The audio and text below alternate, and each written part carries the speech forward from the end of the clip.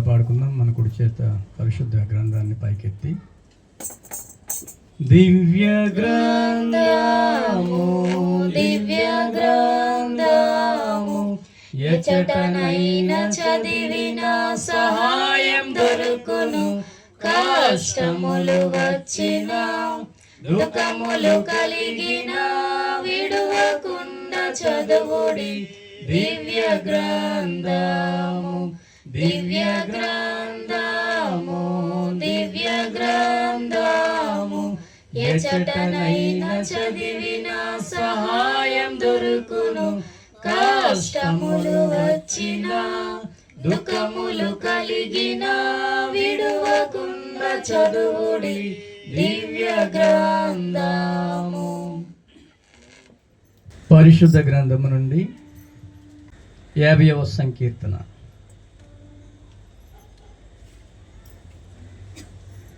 మరి సంకీర్తనలోన 23 వచనాలు మనకు కనపరచబడుతున్నాయి. ఒక వచనం నేను, మరొక వచనం మీరు మార్చి దేవుని మహాకృపను జ్ఞాపకం చేసుకోవాలని ప్రభు పేరట మనవి చేస్తున్నాను.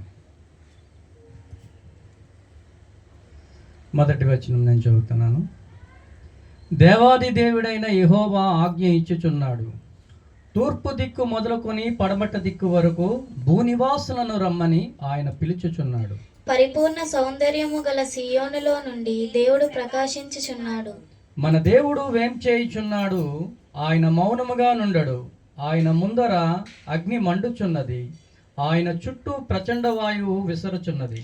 ఆయన తన ప్రజలకు న్యాయము తీర్చుటకై బలి అర్పణ చేత నాతో నిబంధన చేసుకొనన నా భక్తులను నా యొద్దకు సమకూర్చుడని మీది ఆకాశమును భూమిని పిలుచుచున్నాడు. దేవుడు తానే న్యాయకర్త ఉన్నాడు, ఆకాశము ఆయన నీతిని తెలియజేయుచున్నది. నా జనులారా, నేను మాటలాడబోచున్నాను, ఆలకించుడి. ఇశ్రాయేలు ఆలకింపుము. నేను దేవుడను, నీ దేవుడను. నేను నీ మీద సాక్ష్యము పలికెదను. నీ బలుల విషయమై నేను నిన్ను గద్దించటలేదు, నీ దహన బలులు నిత్యము నా ఎదుట కనబడుచున్నవి. నీ ఇంట నుండి కోడెనైనను నీ మందలో నుండి పొట్టేళ్లనైనను నేను తీసుకొనను. అడవి మృగములన్నీయు 1000 కొండల మీద పశువులన్నీయు నావే గదా. కొండలలోని పక్షులన్నిటినీ నేనెరుగుదును, పొలములోని పశ్వాదులు నా వశమై ఉన్నవి. లోకమును దాని పరిపూర్ణతయు నావే, నేను ఆకలి గొనినను నీతో చెప్పను. వృషభముల మాంసము నేను తిందునా, పొట్టేళ్ల రక్తము త్రాగుదునా. దేవునికి స్తుతియాగము చేయము, మహోన్నతునికి నీ మొక్కుబడులు చెల్లింపుము. ఆపత్కాలమున నీవు నన్ను గూర్చి మొర్రపెట్టుము, నేను నిన్ను విడిపించెదను, నీవు నన్ను మహిమపరచెదవు. భక్తిహీనులతో దేవుడు ఇట్లు సెలవిచ్చుచున్నాడు, నా కట్టలు వివరించుటకు నీకేమి పని, నా నిబంధన నీ నోట వంచెదవేమి. దిద్దుబాటు నీకు అసహ్యము గదా, నీవు నా మాటలను నీ వెనుకకు త్రోసివేసెదవు. నీవు దొంగను చూచినప్పుడు వానితో ఏకీభవించేదవు, వ్యభిచారులతో నీవు సాంగిత్యము చేసేదవు. కీడు చేయవలెనని నీవు నోరు తెరచుచున్నావు, నీ నాలుక కపటము కల్పించుచున్నది. నీవు కూర్చుండి నీ సహోదరుని మీద కొండములు చెప్పుచున్నావు, నీ తల్లి కుమారుని మీద అపనిందలు మోపుచున్నావు. ఇట్టి పనులు నీవు చేసినను నేను మౌనినై ఉంటిని, అందుకు నేను కేవలము నీ వంటి వాడనని నీవనుకుంటివి. అయితే నీ కన్నుల ఎదుట ఈ సంగతులను నేను వరుసగా ఉంచి నిన్ను గద్దించెదను. దేవుని మరచువారులారా, దీన్ని యోచించుకొనుడి. లేని ఎడల నేను మిమ్మను చీల్చి తప్పించువాడెవడను లేకపోవను. స్తుతియాగం అర్పించువాడు నన్ను మహిమపరచుచున్నాడు. నేను వానికి దేవుని రక్షణ కనపరచునట్లు వాడు మార్గము సిద్ధపరచుకొనెను. ఒకసారి 23వ వచనాన్ని మరొకసారి చదువుకుందాం. స్తుతియాగము అర్పించువాడు నన్ను మహిమపరచుచున్నాడు, నేను వానికి దేవుని రక్షణను కనపరచునట్లు వాడు మార్గము సిద్ధపరచుకొనెను. దేవుడు తన పరిశుద్ధ వాక్యాన్ని దీవించాలని చిన్న ప్రార్థన చేసుకొని కొద్ది మాటలు మనం చదువుకుందామండి, వివరించుకుందాం, ప్రార్థన చేసుకుందాం. మహాపరిశుద్ధుడైన తండ్రి, మహోన్నతమైన దేవుడా, మీ ఘనమైన దివ్యమైన శ్రేష్టమైన నామమును బట్టి మీకు వందనాలు, స్తుతులు, స్తోత్రాలు చెల్లిస్తున్నాం. ఈ ఉదయకాల సమయంలో తండ్రి నాయన మీ ప్రసన్నత, మీ దివ్య తేజస్సును తండ్రి నాయన మా మందిరంలో మా చుట్టూ కనపరిచి మమ్మల్ని నడిపించమని వేడుకుంటున్నాం. ప్రభువా, మీకు స్తోత్రాలు చెల్లిస్తున్నాం. గడిచిన దినాలు, క్షణాలు సమస్తము తండ్రి నాయన మీ మహిమార్థమై జరిగించావు. అందుని బట్టి మీకు వందనాలు, స్తోత్రాలు.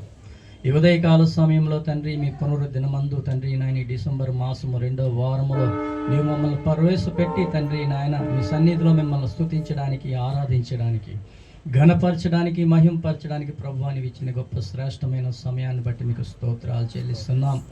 అలాగే ప్రభువా తండ్రి, దైవజనులు చేసిన ప్రారంభ ప్రార్థన బట్టి నాయన మీ ప్రియ బిడ్డలైన వారు ఇంతవరకు కీర్తనల ద్వారా మిమ్మల్ని కీర్తించి మహిమపరిచారు. ప్రభు, అందును బట్టి మీకు వందనాలు తండ్రి నాయన. ఇదిగో ప్రభువా తండ్రి నాయన, మరి యొక్క సమయంలో నాయన పరిశుద్ధ గ్రంథము నుండి భక్తుడైన దావీదు మహారాజు కీర్తన వాక్య భాగములు తండ్రి ఆసాపు రచించిన తండ్రి నాయన 51 అధ్యాయాన్ని ప్రభువా నాయన నీవు మాతో మాట్లాడండి.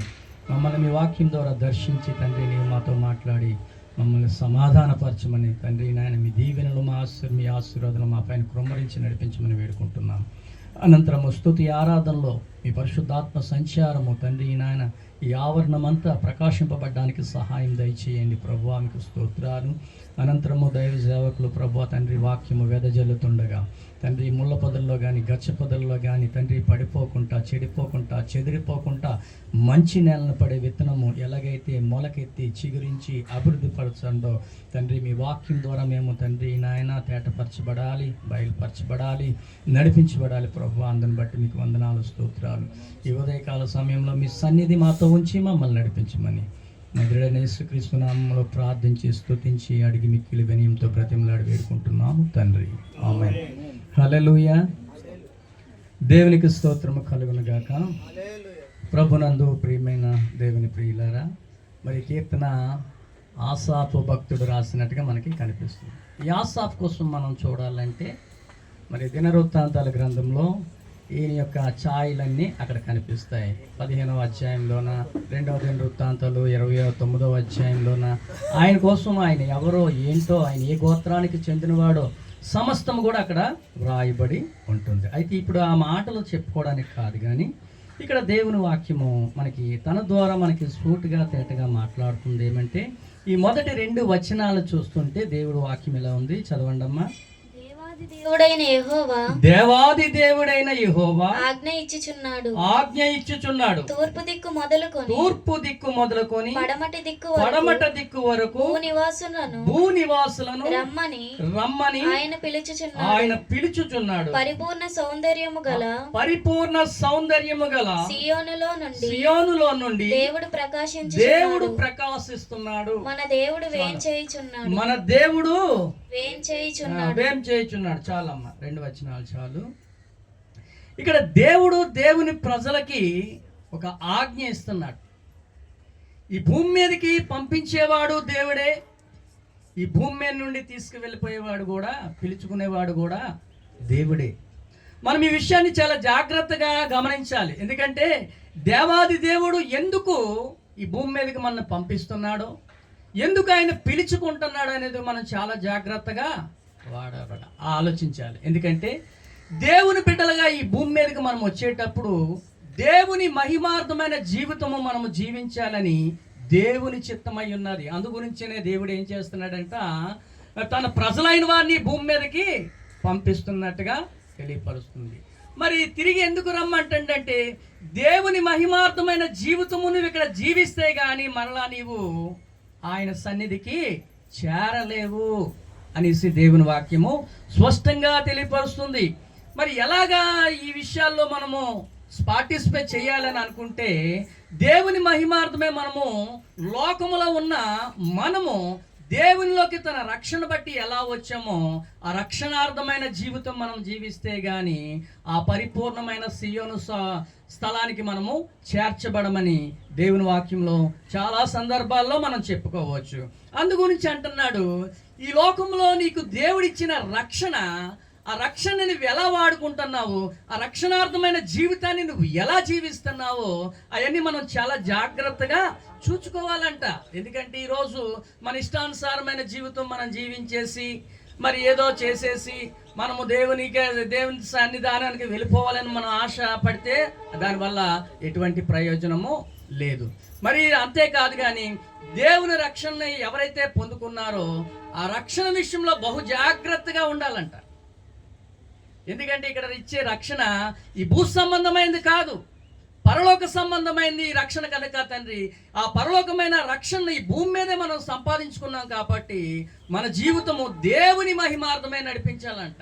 మరి ఎలా నడిపించబడుతుందంటే దైవికంగా దేవుని బిడ్డలు ఎలా ఉండాలంట, దేవుని యందు భయభక్తులు కలిగి విశ్వాసముతో దేవుని ఉన్నతమైన విలువలను మనము ఆకాంక్షిస్తూ అందులో మనం నడిపించబడుతూ దేవుని మహిమార్థమే నడిపిస్తే ఆయన పరలోకపు పిలుపు తగ్గట్టుగా మనం జీవించినట్టుగైతే దేవుడు ఒక దినాన మనల్ని పిలవబోతున్నాడు. ఆ పిలిచేటప్పుడు ఆయన ఎదుట నీతియుక్తములైన ఆభరణములు ధరించుకొని మనము నిలబడాలనేసి దేవుని ఉద్దేశమై ఉన్నది.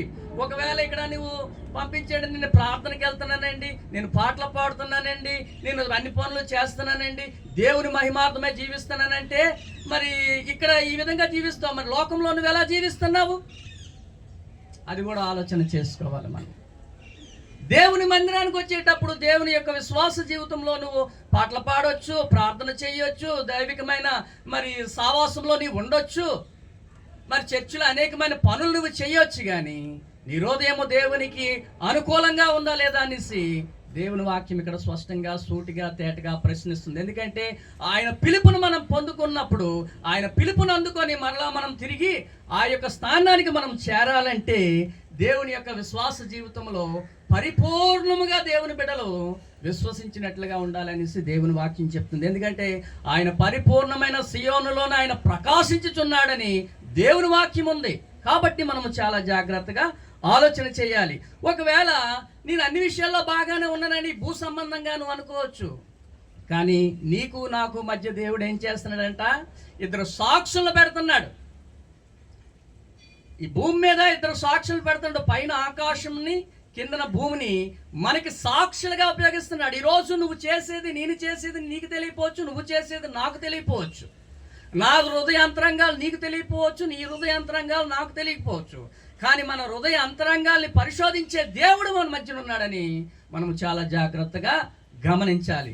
వీటి విషయాల్లో మనం ఏం చేస్తున్నామంటే మనం పొంకొచ్చు, ఇంకొకలాగా మనము మాట్లాడవచ్చు, ఎవరు చూడలేదులే, ఎవరు చేయలేదులే అని మనం అనుకోవచ్చు. కానీ నువ్వేం చేస్తున్నావో ఏం చేయలేదో అని మన మధ్యన మనతో ఎవరున్నారంట, భూమి ఆకాశము మన కోసం సాక్ష్యం ఇస్తుందంట.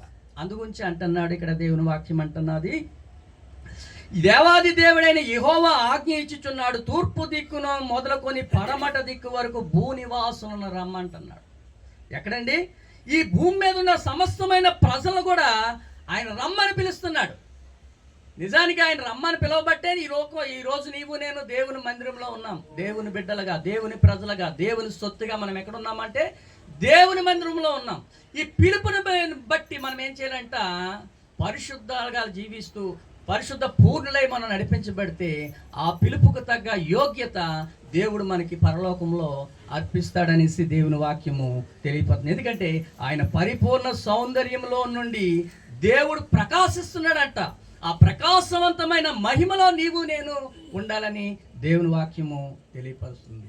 మరి దేవుని యొక్క సన్నిధిలో, దేవుని యొక్క ఆ యొక్క స్థితిలో మనం జీవించాలంటే మొట్టమొదటిగా మనం ఎలా ఉండాలంటే దేవుని ఆధ్యాత్మిక విషయంలో మన ప్రవర్తన చాలా జాగ్రత్తగా చూసుకోవాలి.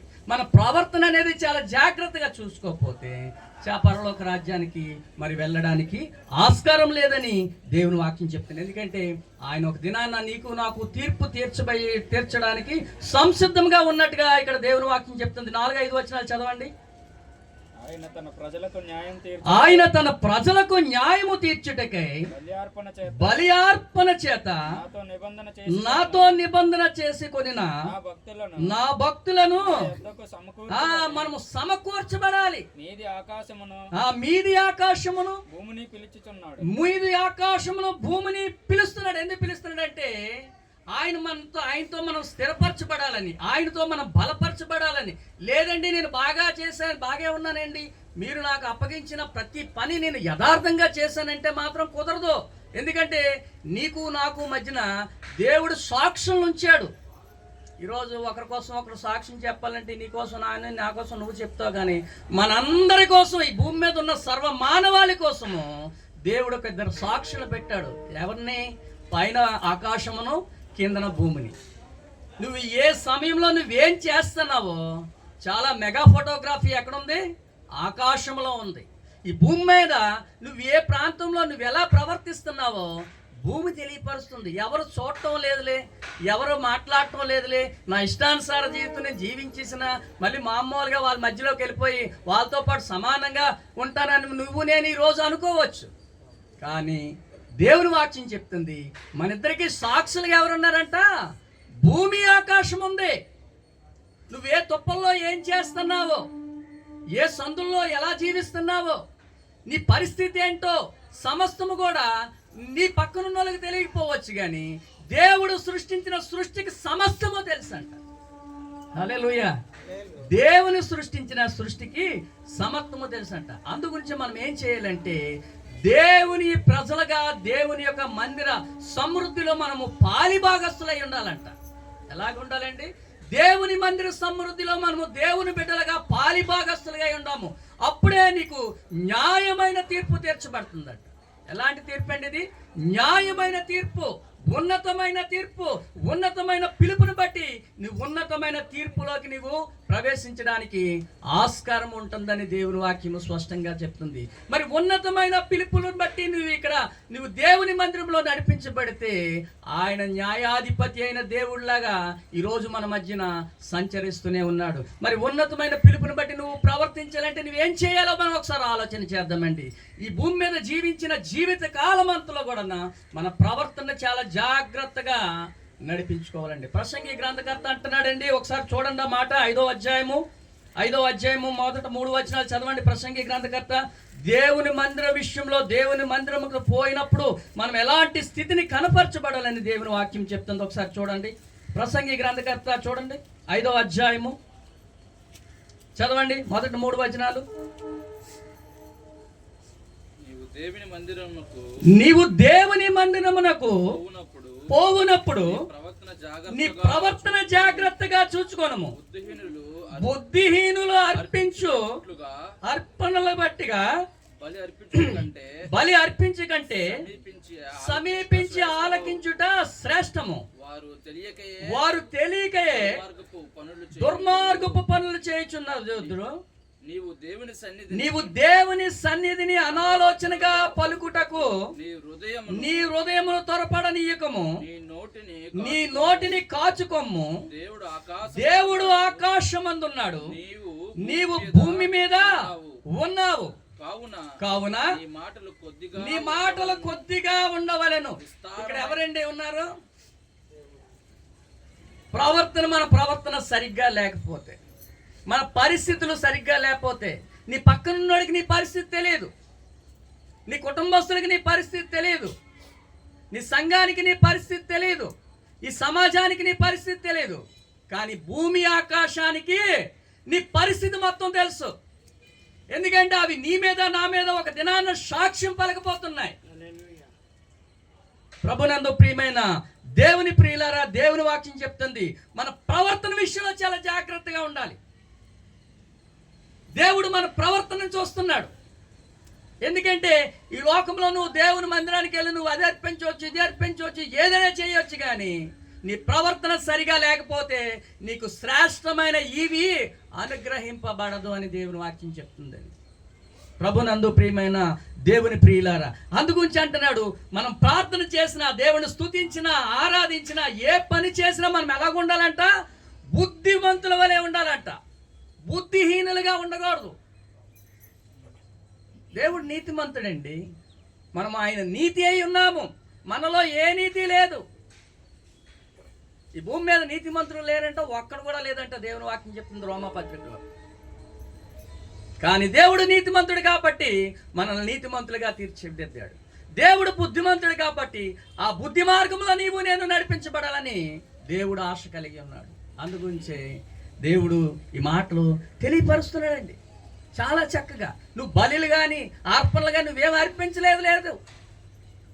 నీ ప్రవర్తన విషయంలో నువ్వు జాగ్రత్తగా ఉన్నట్టుగైతే, దేవుని యందు విశ్వాసముతో భయభక్తులతో నువ్వు ఎప్పుడైతే దేవుని మనసుకు నువ్వు నచ్చినట్టుగా ఉంటావో, దేవుడు నీకు న్యాయాన్ని తీర్చడానికి సంసిద్ధంగా ఉన్నాడంట. అందుకొచ్చి ఆ మాట అంటున్నాడు చూడండి, కింద వచనాల్లోనే ఏమంటున్నాడు చూడండి. 7వ వచనం చదవండి. నా జనులారా నేను మాట్లాడబోచున్నాను, ఆలకించుడి. ఇశ్రాయేలు ఆలకింపుము. నేను దేవుడను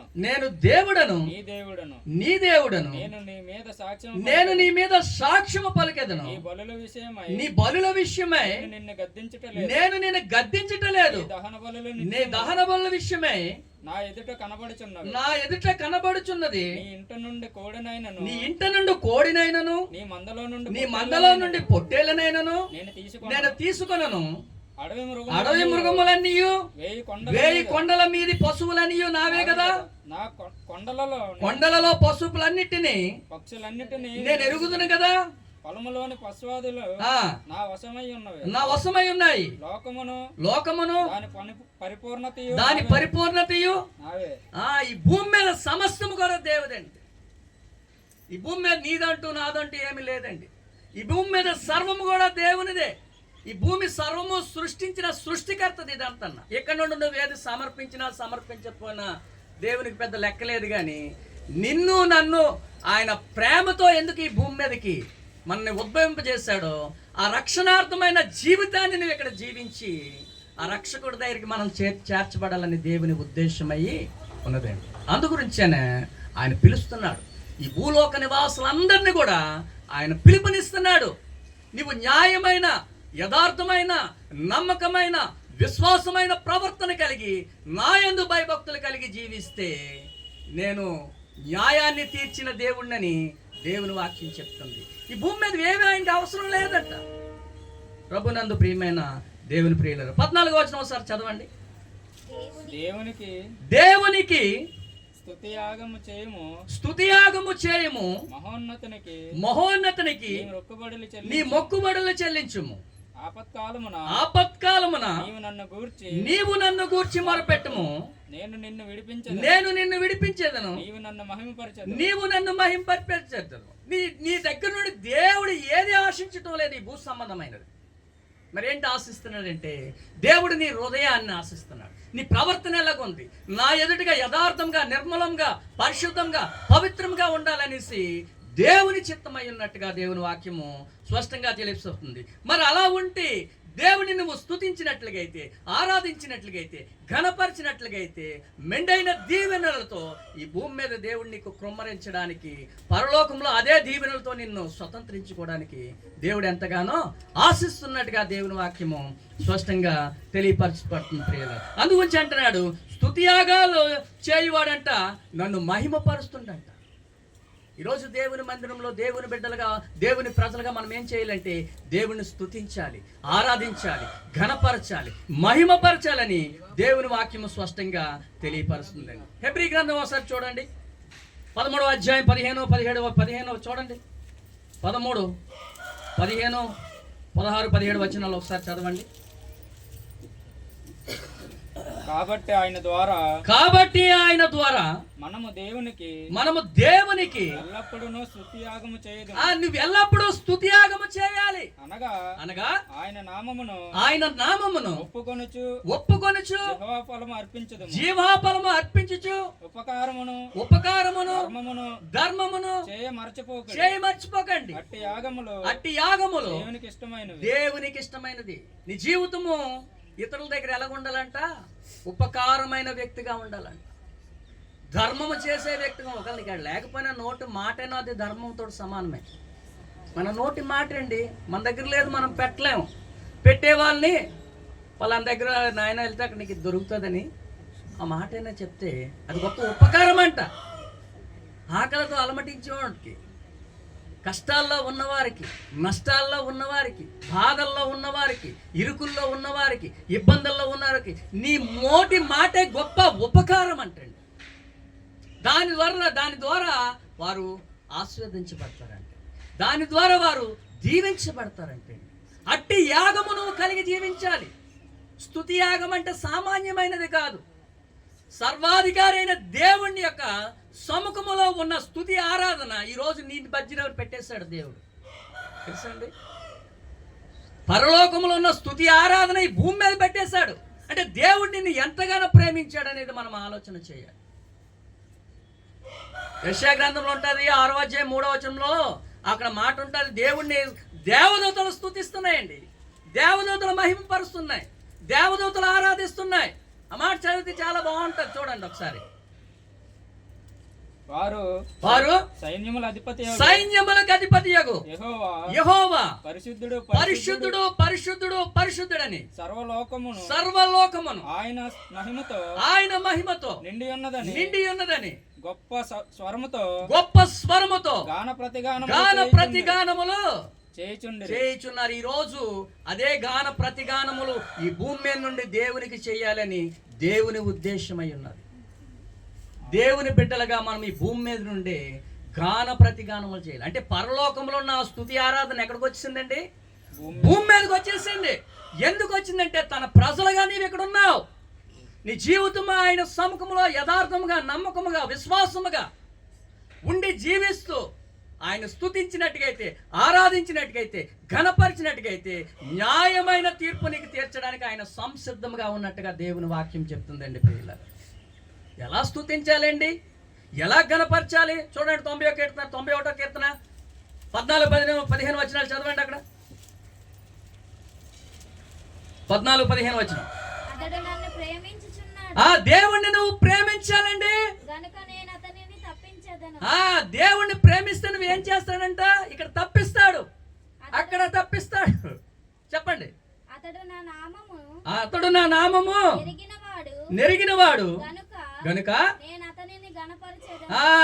దేవుడు నామాన్ని నీవి భూమి మీద నిర్మలముగా ఎరగాలి. కొంచెం అటు కొంచెం ఇటుగా ఉండకూడదు. ఎలా ఉండకూడదు? నిర్మలంగా ఉండాలి. నిండు కొండ వలె ఉండాలి. అది నిండు కొండ, అది తొసకదో బెసకదో. ఖాళీ కొండ ఏమైపోతుంది? తొసుకుపోద్ది, బెసుకుపోద్ది. నువ్వు నిండుగా ఆయన ఏం చేయాలంట? ఆరాధించాలి. నువ్వు దేవుణ్ణి ప్రేమించాలి. ఈ భూమి మీద దేవుని ప్రజలకు ఇచ్చిన విధేటంటే నువ్వు నిత్యము దేవుణ్ణి ప్రేమిస్తూనే ఉండాలి, నువ్వు దేవుణ్ణి స్తుతిస్తూనే ఉండాలి, నువ్వు దేవుణ్ణి ఆరాధిస్తూనే ఉండాలి. దేవుడు లోకంలో నుండి రక్షణలోకి నీకు ఎందుకు నడిపించాడంటే దేవుడు నీకు న్యాయమైన తీర్పు తీర్చాలండి. లోకంలో ఉండిపోతే నీకు న్యాయమైన తీర్పు ఉంటుందా? ఉండదండి. అందుగురించి లోకంలో నుండి మనల్ని ఏం చేశాడు? రక్షణ మార్గంలోకి నడిపించాడు. ఆయన రక్షణార్థమైన జీవితం మనలో ఉండాలంట. భక్తుడు అంటున్నాడు ఇక్కడ, అతడు నన్ను ప్రేమించుచున్నాడు గనుక, దేవుడు మాట్లాడుతున్నాడు ఇక్కడ, అతడు నన్ను ప్రేమించుచున్నాడు గనుక నేను అతన్ని తప్పిస్తాను. ఈ భూమి మీద ఏ కష్టమైన, నష్టమైన, సుఖ, ఏదే బాధ అయినా నేను తప్పిస్తాను. ఎప్పుడు తప్పిస్తాడు? నువ్వు నన్ను ప్రేమిస్తే, నువ్వు నన్ను ఎరిగితే, నువ్వు నన్ను ఘనపరిస్తే. అక్కడ వరకు తొగ్గటం లేదండి. 15వ వచనం చదవమ్మా. అతడు నాకు మొర్ర పెట్టగా నేను అతనికి ఉత్తరం ఇచ్చేదను, శ్రమలో అతనికి తోడై ఉండను, అతన్ని విడిపించి గొప్ప చేస్తాడు. ఏమంటే దేవుణ్ణి నువ్వు ఎప్పుడైతే ఘనపరుస్తావో నువ్వు ఘనపరచబడతావు. దేవుణ్ణి నువ్వు ఎప్పుడైతే మహిమపరుస్తావో నువ్వు దీవించబడతావు. దేవుణ్ణి ఎప్పుడైతే నువ్వు ఆహ్వానిస్తావో నువ్వు ఆశీర్వదించబడతావు. హల్లెలూయా.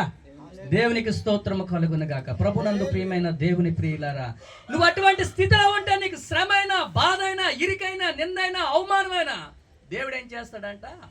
నిన్ను ఘనపరుస్తూనే ఉంటాడంట, నిన్ను మహిమపరుస్తూనే ఉంటాడని దేవుని వాక్యము స్పష్టంగా తెలియపరుస్తుంది ప్రియులారా. కాబట్టి మనము చాలా జాగ్రత్తగా దేవుని వాక్యాన్ని ధ్యానం చేయాలండి. దేవుని బిడ్డలుగా, దేవుని ప్రజలుగా అదే మనం ఇదండి.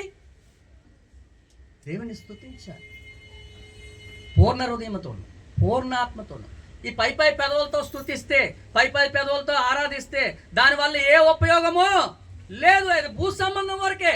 నువ్వు పరలోక పౌరుషత్వంలో నువ్వు ప్రవేశించాలంటే ఈ భూమి మీద యథార్థమైన ప్రవర్తన కలిగి, అందుకొచ్చే ప్రసంగి గ్రంథకర్త అంటున్నాడు, నీ దేవుడైన యెహోవా మందిరమునకు నువ్వు పోవునప్పుడు నీ ప్రవర్తన చాలా జాగ్రత్త చూసుకో. అందరం వచ్చే దేవుని మందిరంలో కూర్చుంటాం, కానీ మన ఆలోచనలు సరిగ్గా ఉండవు, మన ప్రవర్తనలు సరిగ్గా ఉండవు, మన పరిస్థితులు స్థిరంగా ఉండవు. అందుకొచ్చే దేవుని వాక్యం చెప్తుంది, ఆయన పిలిచే పిలుపుని బట్టి నువ్వు యథార్థమైన విశ్వాస జీవితంలో నువ్వు నడిపించబడాలని దేవుని వాక్యం స్పష్టంగా చెప్తుంది ప్రియులారా. కాబట్టి మనం చాలా జాగ్రత్తగా గమనించుకుంటూ నడిపించబడాలని దేవుని వాక్యం చెప్తుంది. ఆఖరికి ఒక మాట చూద్దాం, చూడండి. రోమీయులకు రాసిన పత్రిక 12వ అధ్యాయం 1వ వచనం చదవండి. చూడండి ఒకసారి, 12వ అధ్యాయం 1వ వచనం చదవండి. కాబట్టి సహోదరులారా, పరిశుద్ధమును దేవునికి అనుకూలమైన నువ్వు అనుకూలమైన యాగము చేయాలి. పరిశుద్ధతతో నువ్వు అనుకూలమైన యాగం ఎప్పుడైతే చేస్తావో, ఆ యాగం ఎప్పుడు వస్తుందంటే, పరిశుద్ధత ఎప్పుడు వస్తుందంటే మన ప్రవర్తన అనేది పరిశుద్ధంగా ఉంటే గాని పరిశుద్ధమైన యాగం మన జీవితంలో రాదండి. చదవమ్మా. మీ శరీరములను సమర్పించాలి. రక్షణ పొందుకున్నామండి, మరి పర్వాలేదండి, మేము డైరెక్టర్ సరాసరి వెళ్ళిపోతామండి, రేపు పిలిపోతే వెళ్ళిపోతామంటే పిలిపోతాం, అందరం వెళ్ళిపోతాం, ఎక్కడికి వెళ్ళిపోతాం అనేది ఒక దినాన్ని తెలుస్తుంది. ఇప్పుడు తెలీదు. ఇప్పుడు చనిపోయిన వాళ్ళందరూ ప్రభువుని నమ్ముకొని చనిపోయిన వాళ్ళందరూ పరలోకానికి వెళ్ళిపోతారంటే ఇప్పుడు తెలీదు. ఆయన రెండో రాకడలో తెలుస్తుంది. నీ పరిస్థితి ఏటో, నా పరిస్థితి ఏటో, నీ ప్రవర్తన ఏటో, నా ప్రవర్తన ఏటో, నీ భయం ఏటో, నా భక్తి ఏటో, నీ యథార్థత ఏటో, నా యథార్థత ఏటో. అందుగురించి అంటున్నాడు, ముందుగానే తెలియపరుస్తున్నాడు ప్రసంగి గ్రంథకర్త. ముందుగానే తెలుస్తుంది, నీ దేవుడైన యెహోవా మందిరమునకు నీ పోవునప్పుడు నీ ప్రవర్తన జాగ్రత్త చూసుకో. నా దగ్గర ఏం మాట్లాడుతున్నావు, అక్కడేం మాట్లాడుతున్నావు, ఇక్కడేం మాట్లాడుతున్నావు, ఏకరీతిగా ఉన్నదా? నేను ఏకైక దేవుడిని అంటున్నాడు. దేవుడు ఏమై అన్నాడు? ఏకైక దేవుడు. ఆయన తప్ప వేరొక దేవుడు లేడు. ఆయన కన్నులకి ఏది దాచబడదు. ఈ భూ సంబంధమైనది కానీ పరలోక సంబంధమైనది కానీ ఏది దాచబడదు. మరి ఆయన దగ్గర మనం నాటకాలు ఆడదామంటే అవదు. ప్రభునందు ప్రియమైన దేవుని ప్రియులారా, అందుగురించి మనము మళ్ళీ 12వ వచనం చదవమ్మా. కాబట్టి సహోదరులారా, పరిశుద్ధమును దేవునికి అనుకూలంగా ఉండాలి, సజీవ యాగముగా మీ ఆత్మలను, మీ శరీరాలను, మీ దేహాలను దేవుని సన్నిధిలో మీరు సమర్పణ చేయలేదు. ఎందుకంటే సమర్పణ కలిగిన దేవుడు మనకి తోడై ఉన్నాడు. కాబట్టి ప్రభునందు ప్రియమైన దేవుని బిడ్డలారా, చాలా జాగ్రత్తగా మనం చూసుకోవాలని దేవుని వాక్యం చెప్తుంది. ఆఖరిగా ఈ మాటలు 2 మాటలు చదివి ముగించుకుందాం. చూడండి 22, 23. దేవుని మరచువారులారా, దీనిని యోచించుకొనిడి, లేని ఎడల దేవుని ఒకరు మర్చిపోయేవేమో. దేవుడు ఎలాంటి వాడో నీ ఇష్టానుసారంగా నువ్వు జీవిస్తానంటే కుదరదు. ఆయన ఒప్పుకోడండి. ఆయనలో పరిశుద్ధత లేకపోతే, ఆయనతో పరిపూర్ణత లేకపోతే, ఆయన పరిశుద్ధమైన ప్రవర్తన లేకపోతే ఆయన విడిచిపెట్టుకోడు. నువ్వు చేల్చబడతావు. అది దేవుని చిత్తం కాదు. అందుగురించి అంటున్నాడు, మర్చిపోకండి, మళ్ళీ మీరు రీప్లేస్మెంట్ అవ్వండి అని దేవుని వాక్యం చెప్తుంది. దేవుని మర్చివారులారా, దీన్ని యోచించుకోండి, లేని ఎడల నేను మిమ్మల్ని చీల్చి వేయుదును. తప్పించువాడు ఎవడును ఈ భూమి మీద ఉండడు. మళ్ళీ మనం తప్పించాలంటే ఇంకెవరు ఉండరు. ప్రభువే మనల్ని తప్పించాలి, ప్రభువే మనల్ని రక్షించాలి. అందుగురించి మనం ఏం చేయాలంట? 23. స్తుతియాగము అర్పించేవాడు నన్ను మహిమపరుచున్నాడు, నేను వారికి దేవుని రక్షణ కనపరుచున్నట్లు. మన మార్గాలు దేవుని సముఖములో, దేవుని మందిరములో, దేవుని సమాజంలో మనము సిద్ధపరచుకోవాలండి. అప్పుడే మనకి ఆయన పిలుపును బట్టి మన ప్రయాణము కొనసాగించాలని దేవుని వాక్యం స్పష్టంగా తెలియపరుస్తుంది.